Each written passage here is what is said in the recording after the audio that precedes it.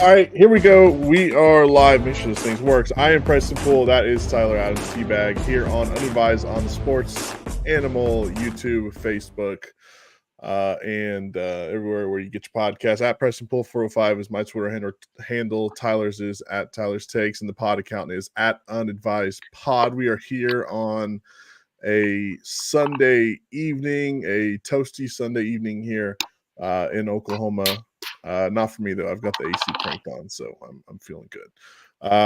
Man, what a Saturday it was. What'd you say? It's too hot for this time of year. Yeah, it's October the 6th, and it's like 90 degrees outside. We're about to watch a lot of college football or talk a lot of college football, but like every OSU game, I think yesterday was the coolest OSU game there's been. It was like 88 degrees. I know, right? It's been a scorcher. So hopefully we can get some fall weather coming in here. Hopefully by like Halloween. It's in a couple of weeks. All right, yeah. College football yesterday was crazy, amazing. So many upsets. Obviously, the number one team goes down. Was it number 1, number 4, number 11, number 9 as well? I forgot Missouri. Almost number 8. Yeah, almost number 8. That was a crazy ending. We'll talk about that here in just a little bit. But let's get into some college football and the biggest story that everyone wants to hear from. The person that everyone wants to hear from is young Teabag. What happened yesterday? Preston, I think it's literally just this simple. I think this team just sucks. Like I'm trying to stay calm. Like I don't want to just yell and scream. I've already had my meltdown after the Utah game. I don't want to be like the meltdown guy here. You were very mellow yesterday in your video you posted online. Because I think I accepted the fact that they just weren't good like last week. Yeah. And don't get me wrong, I did not expect yesterday to happen. I went into yesterday thinking they were going to win. I would have taken OSU minus 3.5. Like I thought they were going to go in and win by a touchdown. We talked about it last Thursday. I didn't think they were terrible. Like I was like, they're probably an 8-4 football team, which is disappointing given the standards that was set upon them this year. This team is awful. Like I was like, should I cuss? Should I cuss? Should I cuss? I know I'm allowed to cuss on here, but I don't want to do it because I don't know who's watching and stuff. But this team is, you know what? It is. Yes. They're bad on all sides of the football. There's not one positive you look at on this football team. There's not one. The special teams is maybe the best. Like is probably the best thing to look at. Yeah. And the coaching everywhere, including Gundy. And I'm not calling for Gundy's head. Let me be very clear. I'm just going to say this right now. I'm not calling for Gundy's job. But the coaching has been terrible, and it starts with Mike Gundy because he's allowing it to happen. The quarterback play is awful. The offensive line play is awful. They can't pass block anymore. They were at least allowed to, were able to pass block the last few weeks. They could have pass blocked yesterday. They can't run block. The defense is maybe the worst defense than Mike Gundy era, and there's not been many. There's been some pretty bad defenses over the years. Yeah. And this might be the worst defense in Mike Gundy era. Now he's down his 2 best players in Nick Martin and Colin Oliver.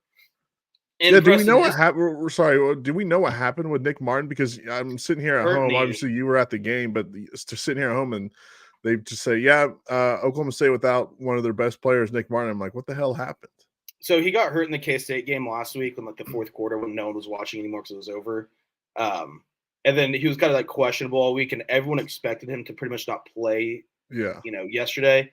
But according to the Gundy before the game, I think said this to ESPN actually, that to expect him to be out a while. So that's not good. That's not good at all. Yeah, I mean, and I don't know what's going on because honestly, Preston, if you go back to week 6 of 2022, they come off a nice win against a great win against Texas, probably like a top 3 day I've had inside Boone Pickens Stadium, that 2022 Texas game. Yeah. And then they go out the next week and lose 48-0 to Kansas State. And then, the season falls apart then. Then they start off last year, lose to South Alabama, blown out by South Alabama. Then they go on this magical 5-game stretch, magical. They were playing perfect football. You're like, what? What's this is amazing. Then they beat OU in that 5th game. Then they go to Central Florida and they lose 45-3. Yeah. Then they play a bad Houston team and have to fight, scratch, and claw their way there. And they play a bad BYU team and they have to go to overtime to win that game. And pretty much got lucky to win that game. So if you go back to week 6 of 2022, with the exception of the 5-game stretch, which you have to include because they did it and it happened and it was awesome. All credit to Gundy, staff, everyone that made that 5-game stretch happen. But if you're to go back outside that 5-game stretch, it has been terrible football in Stillwater. A bunch of blowout losses, 2 losses by 40 points, which should never happen at Oklahoma State. I don't care who you're playing. They have built they have built it enough to where you should never lose by 40 points to anybody. They have a 48-point loss, a 42-point loss. They have multiple, I think it was like 5 or 6 20-plus point losses. Then God knows how many else 10 to 19-point losses in that mix as well. There's been a bunch of mediocre and lucky wins. And then some just terrible losses. And Preston, this team should be 2-4. They should be 2-4. They're not good at all. And I had people in my DMs yesterday, like obviously, like I put out a video, and right when I pressed tweet, I was like, I don't even want to know what this thing is. You just turn off Twitter for the night and say, all right. I just get some of these like notifications and stuff, and it leads to argument, and it's. And I'm not trying to call out the OU fan here because I know it's just Twitter trolls and stuff like that. The people are like, well, what do you expect when Oklahoma State has expectations? Like, you're right. You're right. If Oklahoma State went 9-3 this year or 8-4, and I was doing this, you're completely right. Like, what? Honestly, every time Oklahoma State has expectations, they lay an egg. Every time they're underdogs, they come out of nowhere and make the Big 12 championship game or go 10-2. That's how it is. But God forbid if I have expectations for this team to make a bowl game. Yeah. They may not. I don't think they will make a bowl game if they keep this up. They have to go 3-3 the rest of the way, playing BYU, Colorado, Tech, who's all of a sudden a Big 12 contender. I don't know if it's going to happen. I'm going to pull up their schedule. And so, yeah, if you would have told me in August, if Preston, if you were the god of football and you came to me and go, hey, T-Bag, OC's going to go 9-3 this year. They're going to lose to Utah. They're going to get beat by 15 to Kansas State, and then they lay an egg against TCU on the road. Yeah. But other than that, they play good football. Ollie Gordon has a 1,500-yard season. Defense plays okay. Wide receivers are fun. You go 9-3. Those worst seasons happen. You finish 22 in the country in the final rankings. I would have said, okay. Like, does that suck because I had hopes to go to the Big 12 title? Yeah, but you can live with that. I cannot live or accept what's going on in Stillwater right now. There's no way you can accept it because this team may not make a bowl game. They went 10-4 last year, and they may not make a bowl game this year. I don't know what's going on. I don't know who needs to be fired. We can go through a list of names that need to be fired. I don't know who the exact guy to pinpoint it is, but holy crap, it's got to be fixed, and it has to be fixed immediately. You have to show some urgency to this fan base because, like I said, and the fan base knows it too. The whole fan base has talked about it. They brought up on OC Football Feedback last night.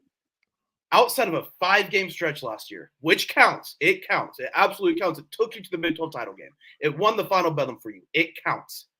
But outside of that, it has been unacceptable, mediocre, bad football in Stillwater. Yeah. I'm done. I'm into rant. We can actually talk about the game now. I had to let that out. The first question is where the hell do you go from here? 3 in a row, you get a bye week, and then you have to go to BYU, who BYU looks like one of the best teams in the Big 12. They're the number 14 team in the country right now. So, where do you go from here? Is it firing someone and just seeing what might happen? Like, is it like we talked about Thursday? Is it Mike Gundy takes over play calling on offense? I mean, do you think that would even improve the offense a little bit? I don't know. They don't have good quarterback play. With Zane Flores, I'm officially with you on this conspiracy that Zane Flores is AI generated. I saw him with my own eyes yesterday, Like I saw him with my own eyes on the football field, and I said, AI's gotten really good. Yeah. Like, because there's no way at this point, it's either he's hurt, like all the burner accounts are saying, which I don't buy because I mean, I know you saw he was warming up before you quote tweeted it. Yeah, he was warming up. So if he is hurt, why the hell is he suiting up and warming up? So it's either he's hurt, he's just not any good, or Mike Gundy just hates us all and just does not want to put him in. So someone that I know that works in the radio and sports media business said that there might be some off the field issues. I don't know if that's true. I literally have no clue. That's just something that someone that was told to me on Twitter the other night. So do you think that could be the problem? Have you heard anything like that? I haven't heard anything. I think anything could be an option at this point. Like I'm not throwing anything out of the window. I mean, if he's healthy and good to go, that's got to be the only thing, right? That is the number one thing for a spark that you can provide. Because Alan Bowman, like, oh my gosh, Cade Cabanis runs the kickoff back to like the 45, 30, whatever yard line it was. And then like 3 plays later, Alan Bowman, they get in the red zone, Alan Bowman throws an interception. And that is the loudest I've ever heard that stadium boo in my life, outside of like a bad ref call. You know, like that is like the loudest I've ever heard that stadium boo in my life. It was, and you commented back on it, like great spin zone, the trauma bonding, but trauma bonding in that stadium built friendships for life yesterday. I mean, we were all like this, like there's a really annoying guy that kind of sits behind us, like probably 5 or 6 rows back, super annoying. I became friends with him yesterday. Like, there's usually a guy where I'm enemies become friends. I'm like trying to like plug my ears because he's just he don't know ball, you know. Yeah, he's the kind of guy that's like, for example, this we don't need to go on this guy forever. I hope he's not a listener or knows who I am or anything. But for example, yesterday it was like West Virginia got a first down, and he was like, "All right, 3rd and 4," and I was like, "Bro, well, they just gained 9 yards right there. What do you mean?" So it's just stuff like that. But yesterday I was just like, all right. I started dying laughing because it was the first quarter, and it was 14-0, and he was like, "I'm ready to go when you all are," and I was like, "That's my mood." I stuck it out in that stadium as long as I could. I tried to stay for. I knew they weren't going to win, but I tried to stay for any sign of like life, you know, just like, you know, just CPR, just like I'm not giving up yet. I'm not giving up. And finally, I had to give up, and you know. Like 607, you know, time of death. We've got Brad on Facebook says supposedly he has a broken bone in his foot that hasn't fully healed like they thought it would. Well, if that's the case, why would he be on the field warming up and not in like an air cast or something? Yeah, and that's another thing with you hear shoulder, you hear foot, you hear plantar fasciitis. Like that's and if he is hurt, then why wouldn't Mike Gundy just say, "Hey, can we shut up about Zane? Like he's hurt." Yeah, you know exactly. I'm not gonna do it because I think it'd be a little too unprofessional for me to go there. And plus, I know a lot of like the beat writers and stuff, but the beat writers need to step up their game in questions. Like they asked, like he got asked, Mike Gundy got asked yesterday about the coin toss. It's like we're asking about the coin toss and not the quarterback situation, the offensive calling situation. Like, and I know I could go to Stillwater tomorrow for Mike Gundy's press conference and ask questions, but like that's not my role in all of this right now. Like that's not professional enough for me to do that. I already break my professionalism with the Thunder. I can't do it with OSU too. So but they need to start asking some really tough questions because there are some tough questions for Mike Gundy to answer. Yeah, no, there's definitely tough questions to be asked, and like he's paid enough that he can answer those. So man, and you talked about that defense. I was sitting there at that point where Green got hurt, the quarterback for West Virginia. He goes off to the locker room. And they bring in the second string in. And I'm like, all right. I'm thinking in my head, this is probably where things change, right? They might be able to, you know, muster something up on defense and stop them. And no, it was still the same exact thing that Green was doing for West Virginia, just running up the middle, basically scrambling. Throwing the ball. It was the exact same thing. So I have no clue how or why this defense is just as bad as it is. Here, let me let me pull up the stat. All right. So this is from our friend Bill Haston of the Tulsa World. You want to know how bad Oklahoma State's run defense is right now? Yesterday's Cowboy time of possession was 17 minutes and 24 seconds.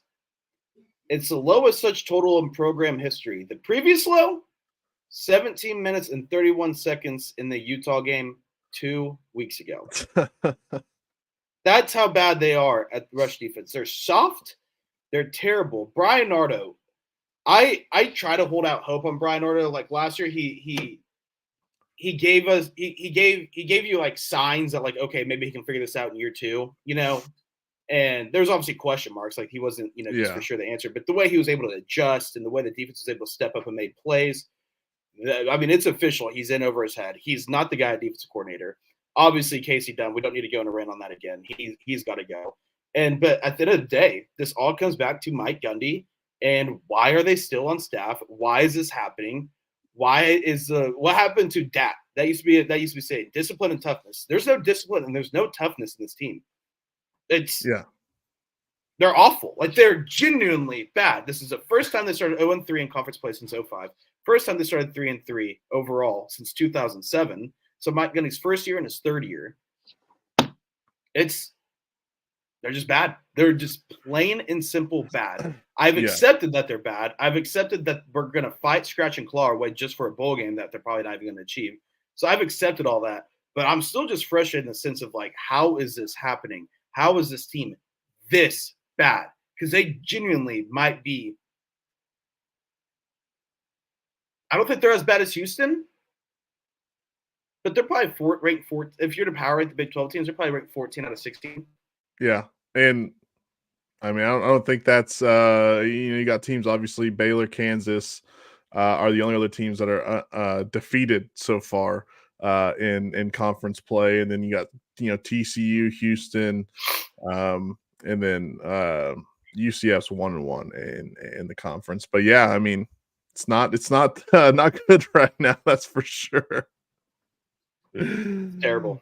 It's not fun. We've got Dana on Facebook. Can't wait to watch Thunder games. My football teams that I root for stink. She says we went on a 13.2 mile run yesterday. I couldn't tell you the last. Me and you handle stress completely different. I got home and I took a gummy and I drank beer. That's how I handle my stress. Both good ways to handle stress in their own way, right?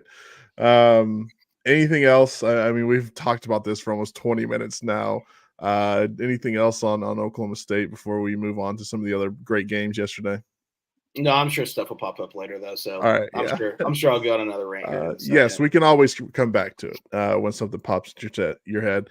Man, how about Alabama, the number 1 team in the country? They go to Vanderbilt. Nick Saban says Vanderbilt's the easiest place to play in the SEC a couple of years ago. And Vanderbilt upsets Alabama 40-35. Diego, is it Pavia? Is electric. Yeah, I mean Diego Pavia. So I love Jerry Kill, and Jerry Kill was at New Mexico State coach last year. Oklahoma roots. He used to coach at Midwest City High School and stuff.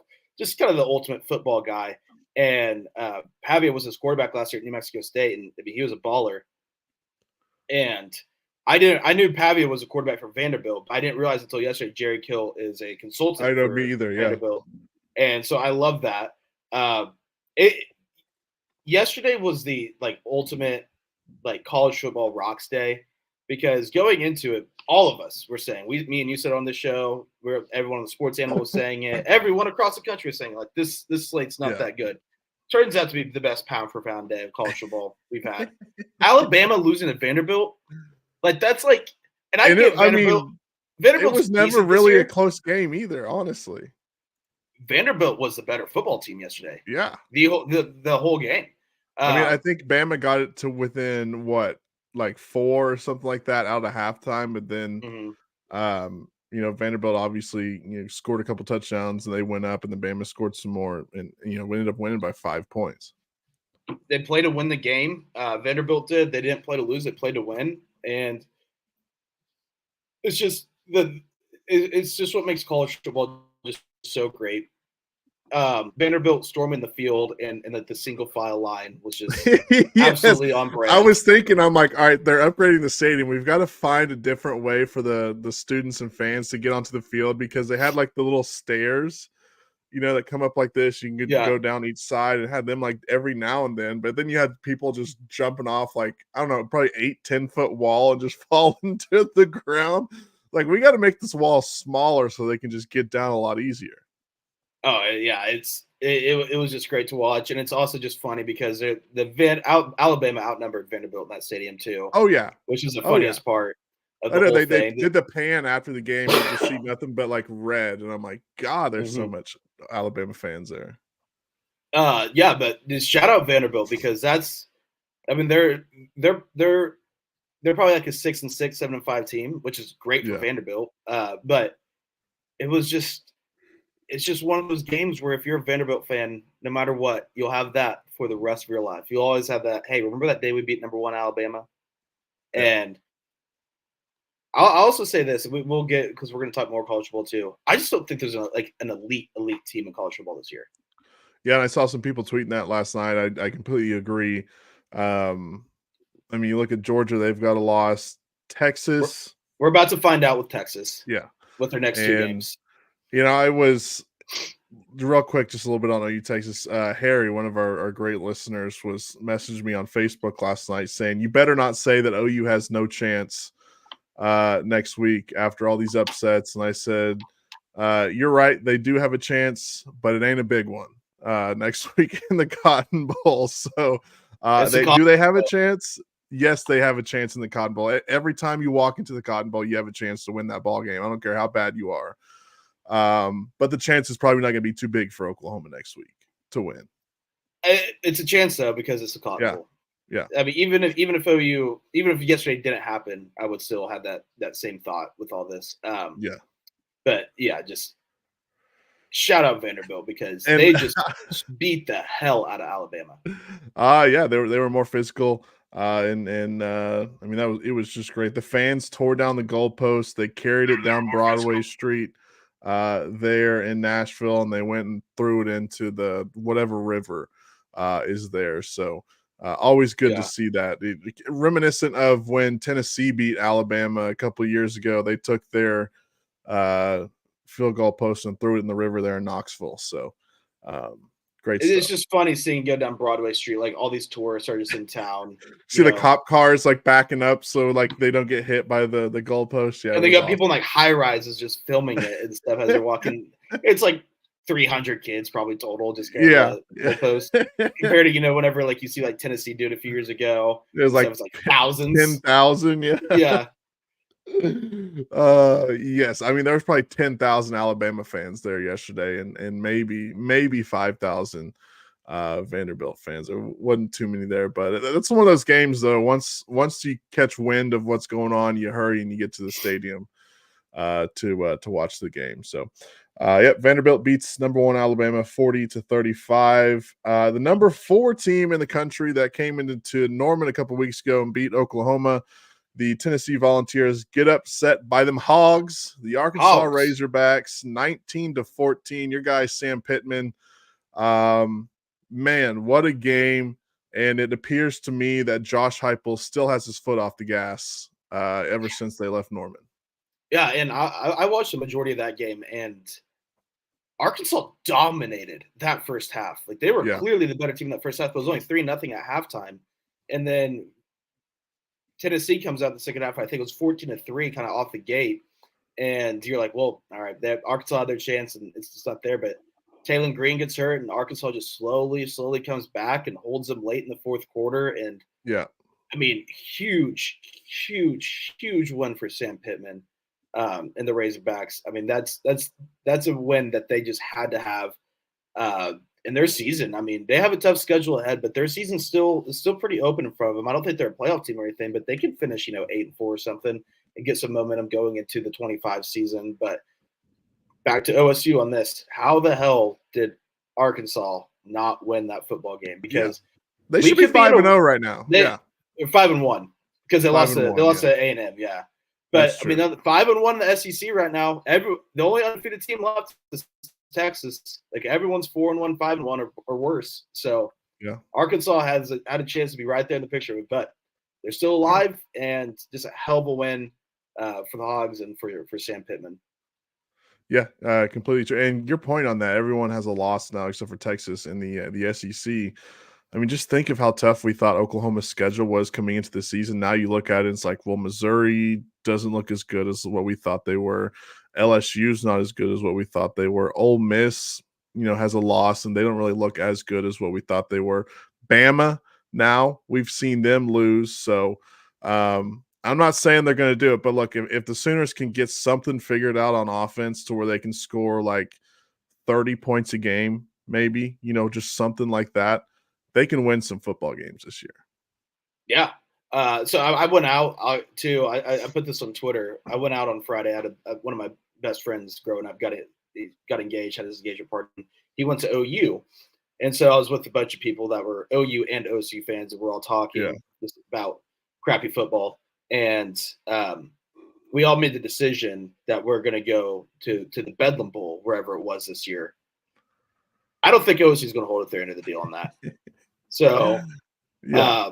And then I saw Curtis tweeted yesterday, like, OSU's never once needed like a Bedlam game more in their life to salvage a season. And I was like, whenever I read that, I was like, you think this team could beat OU? Like, I get OU's not like great this year, and like they're but not Oklahoma State's offense or defense is so bad, and their offense as well. It's like, you think Oklahoma State could cross the 50-yard line against OU? Yeah, like that would be. I mean, OU would win that game. It'd probably be like 20-0. Would probably be the final. Yeah, and it was just like it was just a 20-0 game. The score doesn't look, like it was just a total ass whooping. But you look at it, it's just like, God. But when you watch it, it's like one side dominated the other side. Yeah.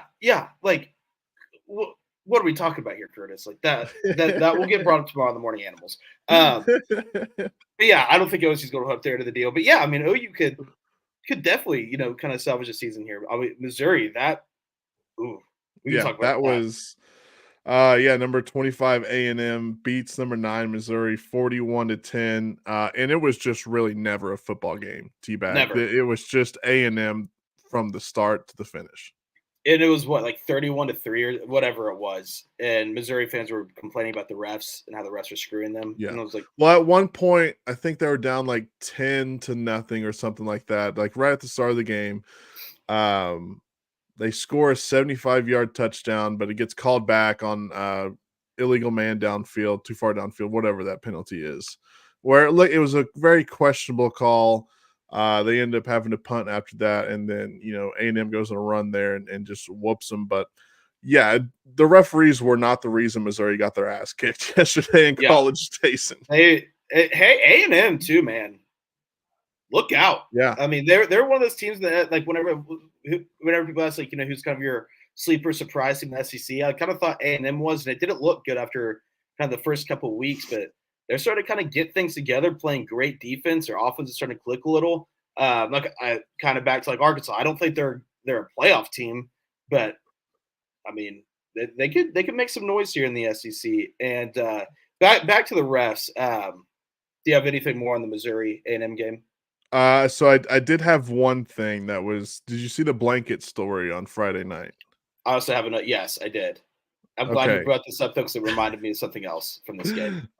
So the blanket, one of the cornerbacks from A&M supposedly left a blanket in Theo Weiss's hotel room saying, "Here you go, since you're going to be covered all day tomorrow." Basically, after the game, Mike Elko, head coach for Texas A&M, was asked about it, and he was like, "I don't know anything about that. Why don't you go ask Eli about that?" So it appears that Blanket Gate is a thing now, and it's an inside job from Missouri. I can see it. Eli Drinkwitz probably put that in his room himself. He is so corny and goofy. I cannot stand him.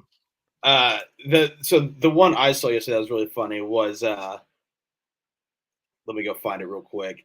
It was from the Texas A&M police. Did you see this? I did not. No. So they tweeted, where is it? I know where to find it because I know who quote tweeted it. The quote tweet was one of the funniest things I've seen. Okay, here we go. From Texas A&M police, so like their on-campus police, responded to intoxicated subject. Section 330 or Section 232. Released to sober wife. Ejected. And all the quote tweets to that were just all the same, and it is just so funny.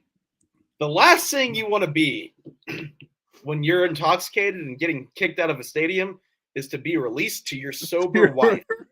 That is, you want to talk about getting a ringing. I'd rather go to jail and just be like, oh, Yeah. like it was the assistant game. Spend a night in the drunk take, yeah. Because getting released to a sober wife after getting kicked out of a football game has to be one of the worst experiences you could have. Yes. That does not sound like any fun at all, for sure. Okay, so anything else on this A&M Missouri game? Yeah, just like I said, just total beatdown by Texas A&M. How about the number 10 team in the country, Michigan, going down to Washington? We said on Thursday, how the hell is Washington a 1.5 point favorite in this game? That makes absolutely no sense.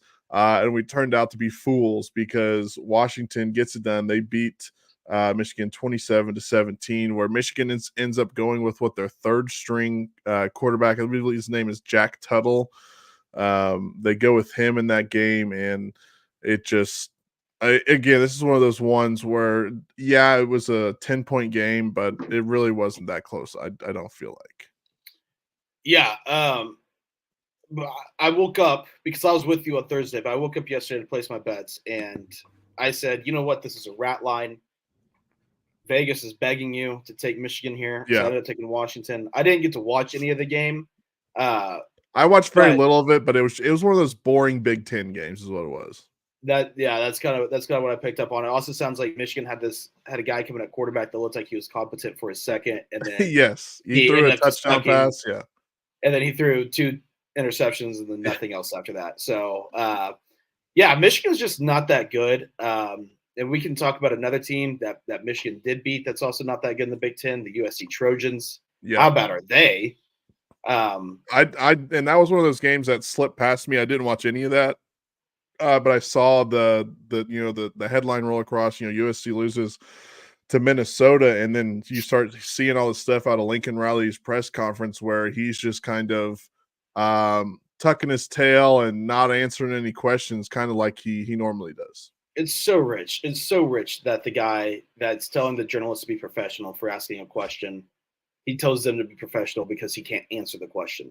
Yeah. That's rich coming from a guy that makes $10 million a year. Lincoln Riley is just such a POS. Oh, yeah. Yeah. And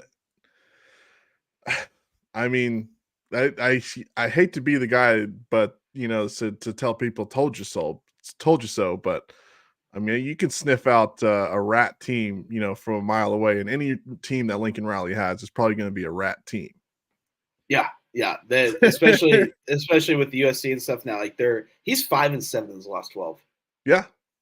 That's bad. Not good. Yeah. And he had a guy that was the number 1 draft pick last year as his quarterback for most of those. Who we should talk about later. So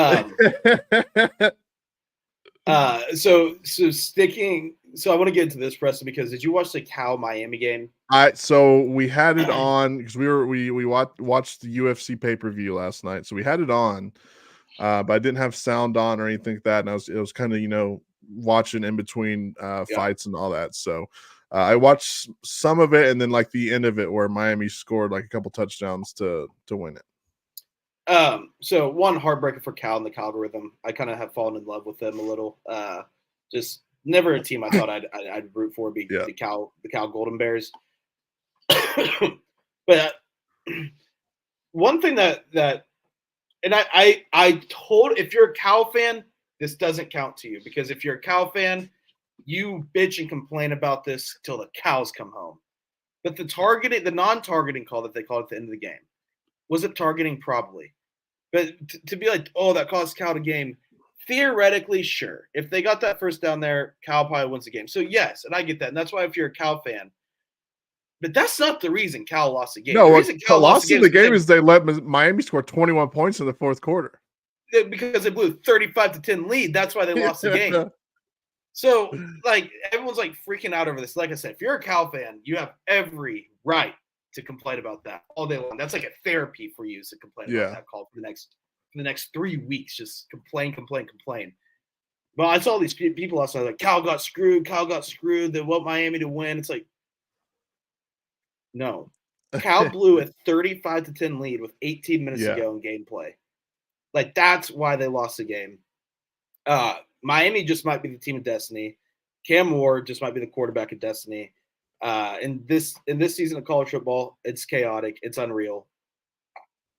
I don't know if Miami's good. I don't know if they're bad. They could easily have 2 losses back-to-back weeks right now, but they don't. They found a way to win. So we'll see. We'll see with Miami, but they just might be a team of destiny. Yeah, shocker. The cocaine took down some rich white kids out on the West Coast. Who would have thought? Woke versus Coke. Yeah, woke versus that would still is one of the best things said. So, all right. Any other games from yesterday that you want to talk about before we get into the NFL?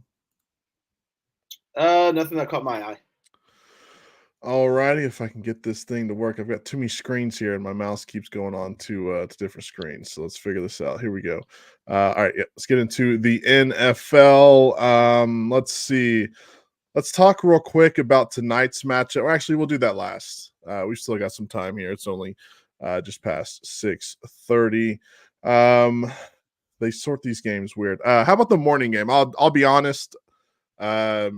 I stayed up too late last night playing video games, so I woke up at like 11 a.m. Whenever this game was like just ending, so I didn't really see much of it. But did you get a chance to watch any of the Vikings taking on the Jets? I watched the 4th quarter of it because I was sleeping in this morning. I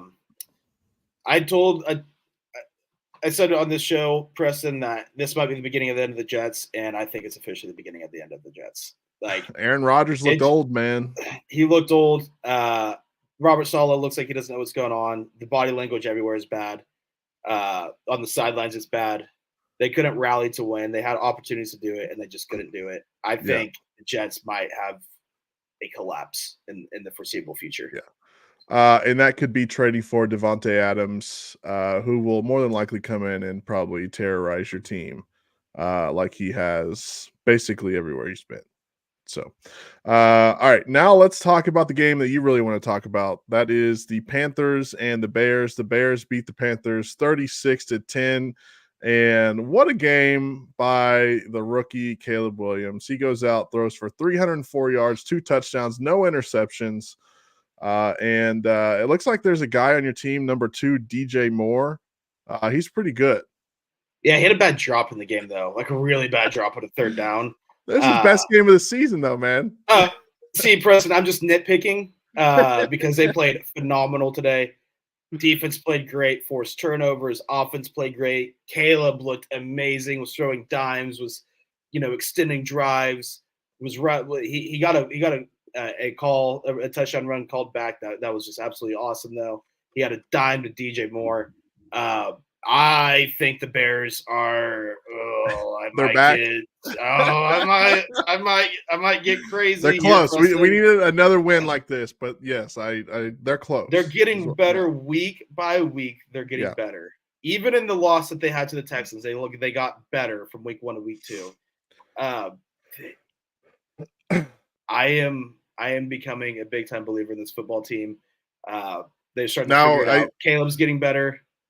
I don't want to be the party pooper here, but they've played the Rams and the Panthers, and they play Jacksonville next weekend. So, is it the schedule gets tough? Schedule gets tougher coming up. That's true. That's true.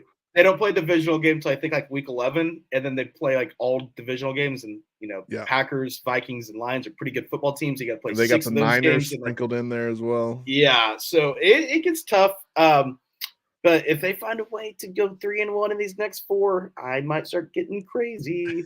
Yeah, it was a great game by then. I needed that. I didn't. It's not that I needed a Bears win. I needed to put on a Bears game and just be like, "Holy crap, they look really good right now." And I know some Panthers, but they're NFL players too. Hey, yeah, exactly. So both of our teams have beaten the Panthers this year. So at least we didn't lose to the Panthers. Another team that loss. I don't know if they lost to the Panthers, but they've lost to just about everyone in the NFL. That's the Cincinnati Bengals losing to the Baltimore Ravens in overtime on a field goal. Derrick Henry took the ball after the Bengals had a bad snap on their field goal to go up 3 in overtime. They missed that. The Ravens just give the ball to Derrick Henry. He goes 51 yards to set up Justin Tucker for a game-winning field goal, and the Ravens win 41-38 in overtime. Heartbreaker if you're a Bengals fan. You're Because kind of in a their offense dogfight. played great today. That you're in a dogfight kind of all game, and then Joe Burrow turns it on and starts playing great. You take a 10-point lead in the fourth quarter, and it just goes away. It just goes away, and you lose in overtime when you had every chance in the world to win that game. So, that might have been it for the Bengals for this season. Yeah, 1-4. It's hard to come back from. Yeah, starting 1-4. There's zero chance they make the Super Bowl. They might sneak into the playoffs with like one of those wild card spots, but I'm just starting to think that they're not even going to make the playoffs this year. Yeah, that's where I'm at with them. I still don't know if they're going to be able to get it done this year. Yeah, there's something missing with them. Yeah, and I think maybe that's Joe Mixon. Maybe that's who else did they lose in the offseason? I'm blanking on one of the other guys that left, but who knows? A defense probably is what they're missing as well, because their defense is pretty bad. All right, how about the Dolphins and the Patriots? This was the I want to throw up on myself game of the week because these two teams were just disgusting and gross. The Dolphins win 15-10 in a game where the Patriots did everything they could to not win the game. At the end of it, they just were so many mistakes. They had a close touchdown that was called off after review, and the Dolphins hold on somehow to win a ball game. Gross. That's all I got to say about that game. Just gross. There's literally no talking point that came from this ball game at all. No. Maybe one touchdown. You know what? Because I'm a big brain thinker, we can think one up here. Maybe it's time that we start to see Drake May at quarterback for the Patriots. Yeah, but do you want to break him now? Yeah, why not? They're already going to suck this year. yeah, I guess. So maybe we see Drake May whenever the Patriots play. I don't know if they're on a bye next week or who they play next week, but we'll see. Jared Mayo is going to have to do something there because Jacoby Brissett's not cutting it on offense. I'll say that. No. All right. How about another disgusting team and we should probably say one of the better teams in the NFL. That's the Cleveland Browns taking on the Washington Commanders. Those Commanders, they're legit. They do it again, 34-13. They whoop up on the terrible, nasty, disgusting Cleveland Browns. And Jaden Daniels right now looks like rookie of the year for sure. But I mean, if he keeps playing the way he is, he's going to creep into the MVP conversation as well. Yeah, I mean, that's where I was going to. That's exactly what I was going to say, Press. I was like, right now he's the leading favorite for rookie of the year, obviously. And if he keeps this up and he takes the Commanders to a 13-4 season, yeah, which looks possible right now, especially with the way the NFC East is. He could be in the he is not could be he is going to be in the MVP talk if he keeps this up and the Commanders keep this up. He's just their defense is starting to figure it out too. He's so good too. He is. He's really good. Thank God Caleb played good today. Yeah. 14 of 25, 238 yards, a touchdown, and an interception. He also ran for 82 yards as well. And man, when I watch him, he just makes some of these decisions so quick, right? Like if it's not there in the past game, he takes off with his feet and picks up some yards that way, or makes a quick throw, whatever. So I think he's going to be a pretty decent quarterback in the NFL. How about the Colts and the Jaguars? This one was all over the place. There's no winless teams in the NFL. The Jaguars finally win their first game of the year. They beat the Colts 37-34. Joe Flacco, who is that fourth quarter was nuts. Yeah, Joe Flacco's 85 years old, I think. He threw for 300 yards today in that ball game. That fourth quarter, what was the 24-17 was the score in the fourth quarter. Yeah, The the Colts winning that. So Colts almost did it too. I was rooting yeah, hard for him too because I Flacco know 33, 44 for 359 yards and 3 touchdowns. I mean, he was insane today. Joe Flacco rocks. Yeah, that fourth quarter was crazy. That could have been if the Jaguars found a way to lose that game. That I might have come in here and be like, are they even going to win a game? Yeah, Because if they couldn't have pulled that one out, it was officially like they may not win a game this year. yeah, because it was what 10 to or Indianapolis only had 10 points heading into the fourth quarter, and it was what 20 to 10 heading into that fourth quarter.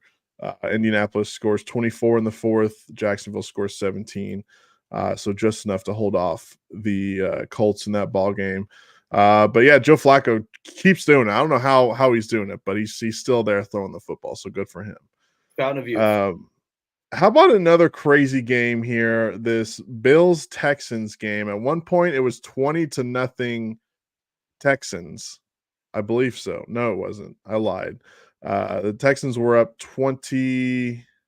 I believe they're up 20-3 is what they were up. 23, I think it was. And the Bills scored 2 touchdowns in the third quarter, and the Texans add on another field goal at the end of the game to win it. So they win 23-20. What a game! What a game!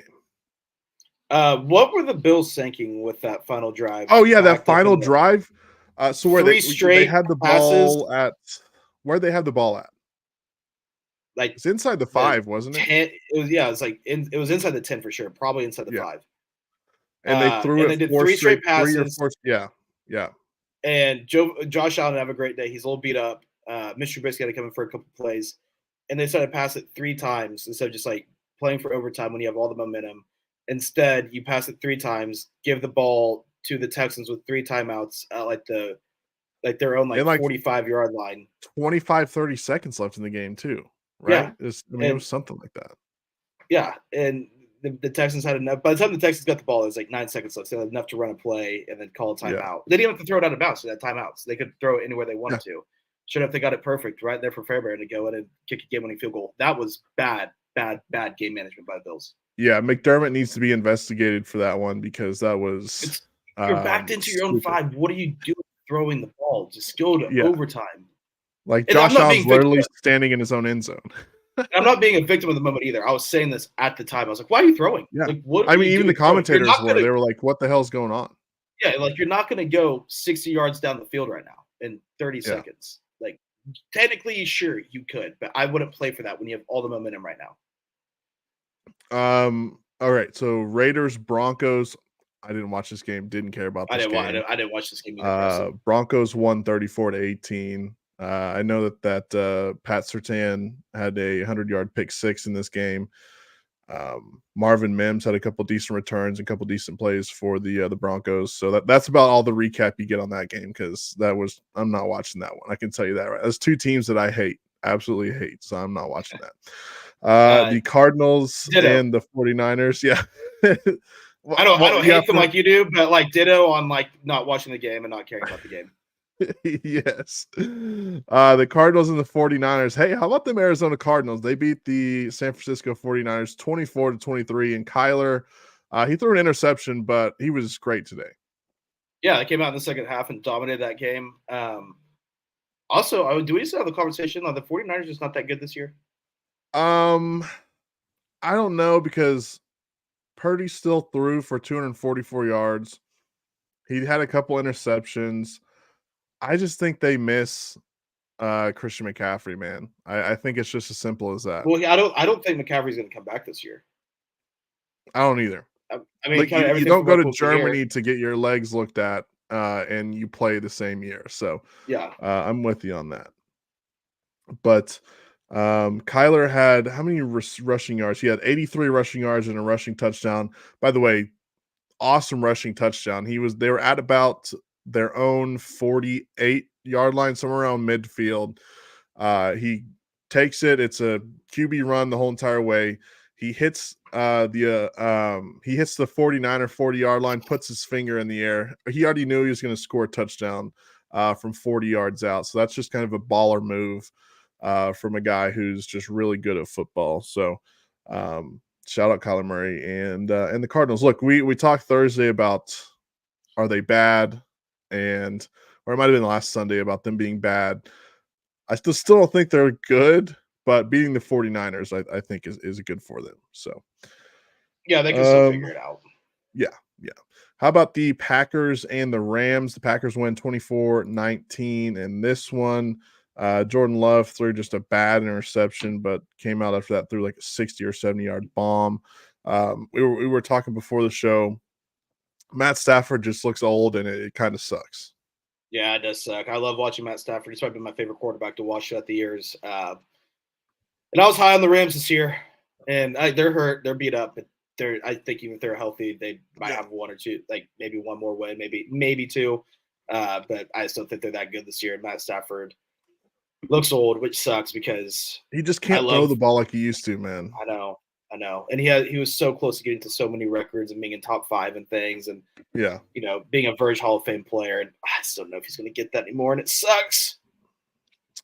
I still think he'll get Hall of Fame. He better. Yeah. If I've watched football over the last 15 years, Matt Stafford deserves to be in the Hall of Fame for what he had to deal with Detroit. Oh yeah, for sure. But Packers win that one 24-19. One last game before we get to the game tonight. The Giants beat the Seahawks somehow, some way. The Giants win 29-20. Daniel Jones just looks like he shouldn't be playing football. He looks like a goober out there, I guess would probably be the best way to describe him. This is another game I didn't watch. Kind of in the afternoon slate, I kind of was just eyes on Cardinals and 49ers, a little bit of Packers, Rams. Whenever I saw Raiders, Broncos, and Seahawks, Giants, I was like, yeah, because I really just thought the Seahawks. I thought the Seahawks were going to come out and look and dominate what they did last week. Yeah, but their defense with all these injuries right now is just terrible. So yeah. They did get Kenneth Walker back, but they only let him run the ball 5 times for 19 yards, which is kind of confusing. They let Geno Smith, though, throw it 40 times today. He went 284 yards, 1 touchdown. I mean, that was kind of just a gross game as well. So there were a bunch of good games today, but there are also some pretty gross games out there. So, but I think this was one of the better overall weekends so far of the year of NFL, and for sure the best week of college football all season long. So, hey, great pound for pound, starting Thursday night with the Falcons Bucks to where we are right now. So these next 2 NFL games live up. It's been a great weekend of football. Let's just hope these next 2 primetime games, let's just hope they're good. I don't know why I took that off. We're still talking NFL. All right, tonight's ball game, the Cowboys are at the Steelers. Steelers are a 2.5-point favorite. We were talking beforehand. You kind of getting my thoughts on it, and my thoughts are I have no clue what's going to happen in this ball game, but probably give me the Steelers because they're in Pittsburgh. I mean, that's the best thing I can say for you.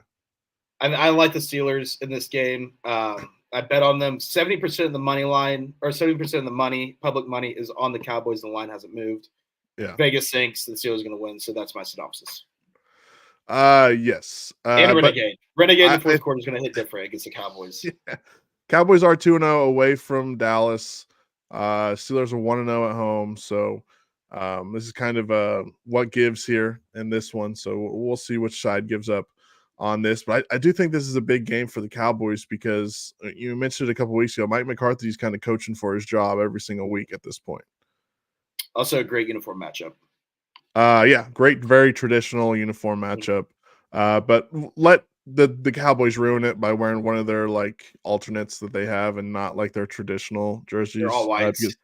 Every time I'm like, this is a great uniform matchup, I pop it on. It's the Cowboys and whoever they're playing, and they're wearing like some different uniform, like the white helmets and which that's an awesome uniform. But when you got like the Steelers or you're playing, I'm trying to think of another team like Eagles, Packers, teams like that that wear like the very traditional stuff.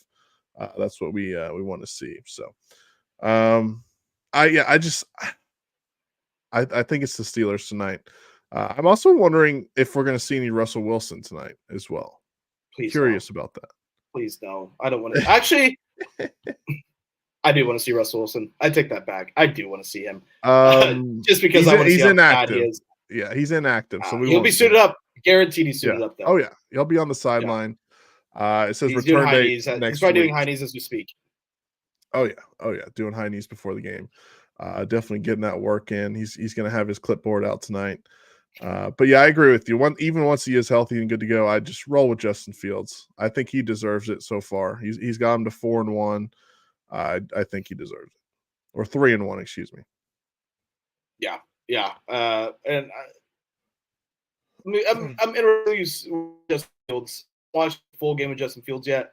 Ready to watch the full game of Justin Fields to see how many flashbacks I get. I love Justin Fields. I love Justin Fields. I do. I'm rooting for Justin Fields, but at the same time, I also have to be like, hey, this is why the Bears traded him. This is why they went with Caleb Williams, you morons, because he does some stupid stuff. Expect this to be a game, if the Cowboys play bad, to be dominated by the Steelers defense. And the Steelers win like 14-7 or something like that. Yeah. So, all right, before we get out of here, things going on tomorrow. The Thunder are opening up their preseason, and they play the Spurs. Are we going to go over our picks? We can. I don't have like the final graphic made up. I just want to say 3-0.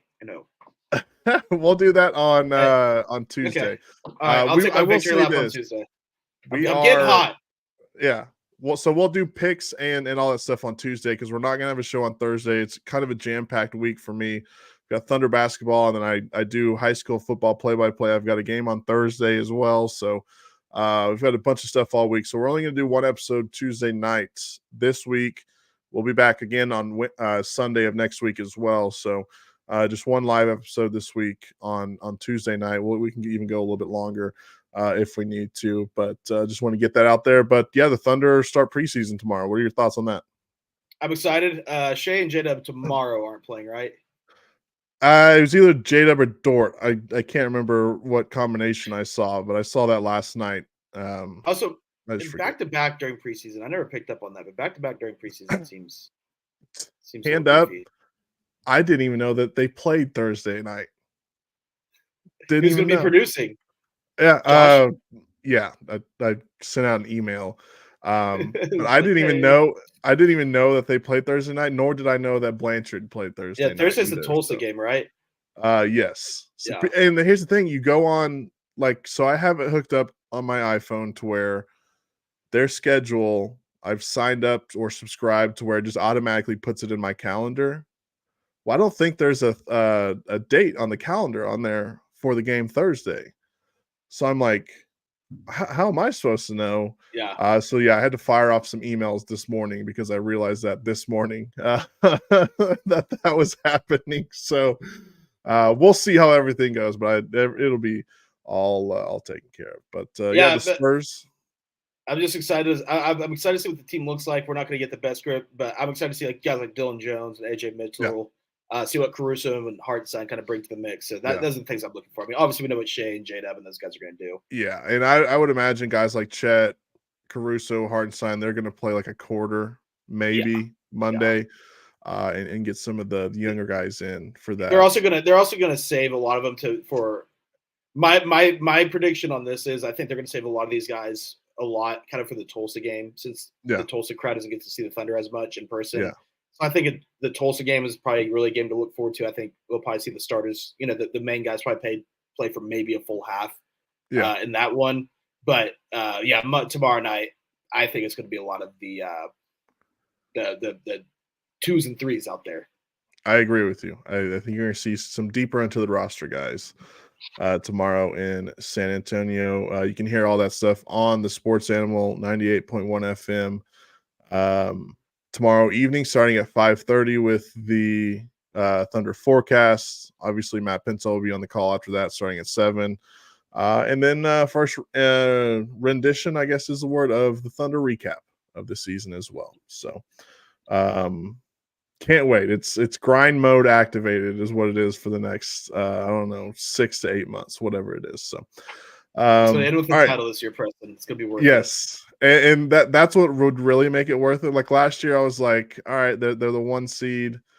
This kind of makes the playoffs a little bit more fun now. Instead of them, being, playing in the play-in tournament and getting in that way, I'd be like, well, they don't have a shot at really winning it, but them being the 1 seed last year, I was like, all right, well, at least they have a shot. I Yeah. feel the same way this year, so I feel like they have a shot as well. So, all right, that's going to do it for us. We'll be back Tuesday night, 7 p.m. right here with you. But until then, everyone have a great night. Go watch some football, watch some basketball tomorrow, and we'll talk to you on Tuesday. See ya.